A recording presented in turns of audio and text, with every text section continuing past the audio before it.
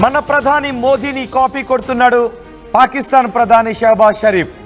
మన మోదీ ఏం చేస్తే పాకిస్తాన్ ప్రధాని షరీఫ్ అదే చేస్తున్నాడు. మనం సాధించిన విజయంతో మనం అలంపూర్ వెళ్ళి మన సైనికులకు సల్యూట్ చేసి, భరతమాతకు సల్యూట్ చేసి, మన మిలిటరీ సాధించిన విజయాన్ని, చూపించిన తెగువను, చూపించిన శౌర్యాన్ని ప్రపంచ దేశాలు గుర్తుపెట్టుకున్నాయి.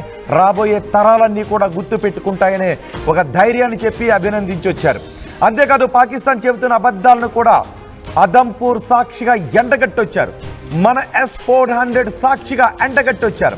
S-400 బ్యాక్డ్రాప్లో నిలబడి ఆ సైనికులందరికీ కూడా ధైర్యాన్ని నింపి, సైనికులు చూపించినటువంటి తెగువను ప్రపంచానికి చాటి చెబుతూ పొగిడి మరీ వచ్చారు.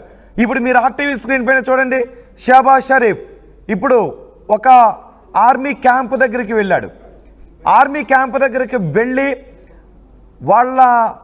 మనకు తెలుసు ఆర్మీ ఎంత పిరికితనాన్ని చూపించిందో, పాకిస్తాన్ ఆర్మీ ఎంత పిరికితనాన్ని చూపించిందో మనకి తెలుసు.